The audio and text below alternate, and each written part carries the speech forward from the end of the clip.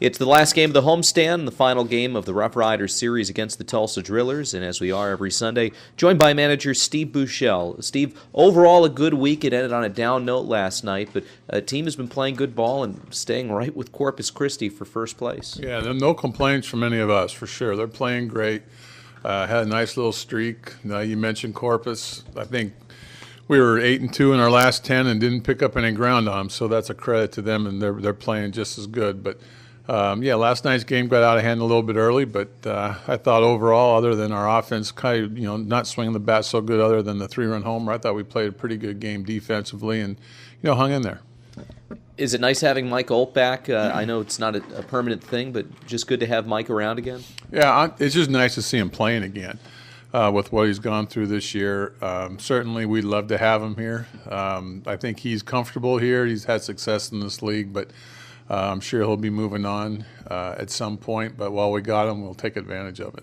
Have you talked to him at all about what kept him out and the vision issues, all of that? Have you ever heard of something like that? Never heard of anything. I have not heard of anything like that, and to be honest with you, I haven't talked to him. I just asked how he was feeling. I think he's probably getting bombarded by everybody asking exactly what was going on, and all I cared about was how he was feeling. He said he was doing good, so he's in there. Does he look like the same Mike Olt that you saw for 90-some-odd games last year? I think he looks the same, if not better. He's had a great attitude. He's been smiling and having a good time, and he's been swinging the bat pretty well. So to me, he looks exactly the same, if not a little bit better.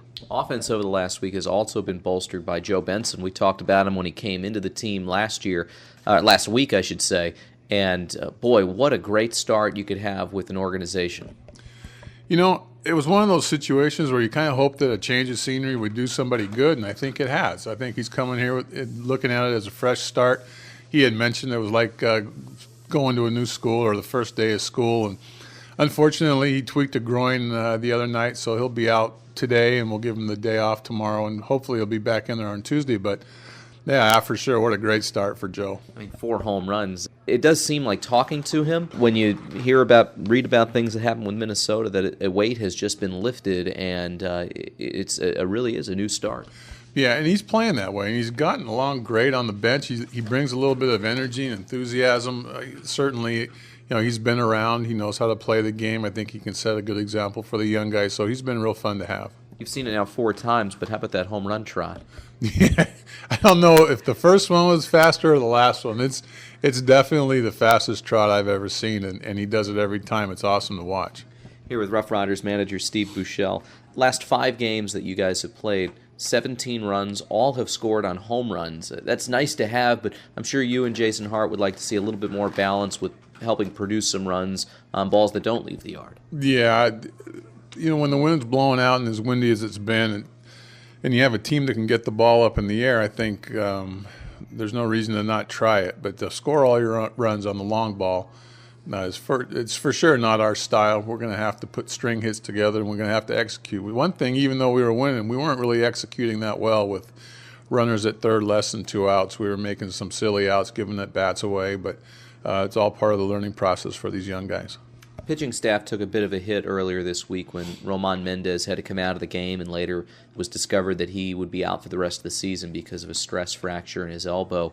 Really, literally a tough break for Roman and for the team. He had been pitching well.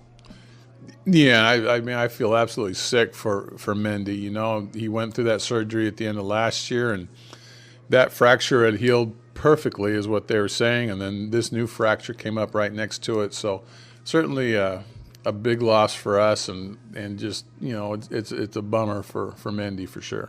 It's been a little bit of a struggle at the end of games at times, it seems like, over this last week.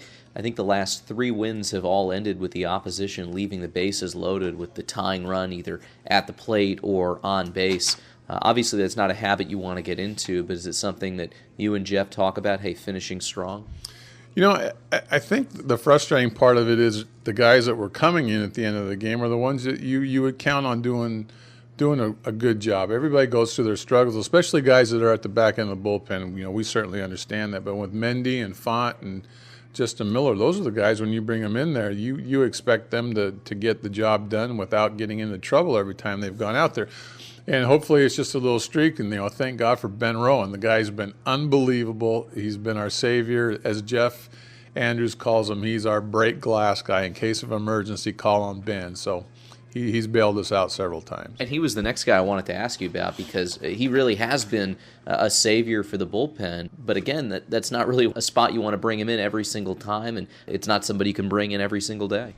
No, but he's a guy that you can bring in often, I guess. Jeff does a good job of giving them rests. But the other night, I had asked Jeff if he could get ready in time for, the 3 and 4 hitter in the game, and he called up there and he was ready and got the last out. But he's kind of versatile. He can put a couple innings together if you need it. He can bail you out of an inning and get you another one. He's been super valuable, especially with Henry being down. He's been our savior down there. Put on your evaluator hat for a moment with regard to Ben, because he always is going to be a guy, because of the way he pitches and his velocity and all that, that's always going to have to prove himself at every single level, and that's all he's done since joining the professional ranks.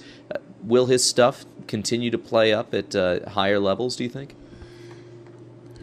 I don't know. There's something about his release point, I think, that maybe so far underhand or submarine style that hitters just don't pick up the ball very well. And there's no reason why I don't think, as dominating as he was last year, as good as he's been this year, there's no reason for me not to believe that it'll play at the next level. And I'm sure he'll get better. And he's a very smart guy, very diligent, hard worker. And sidearmers have a place in this game.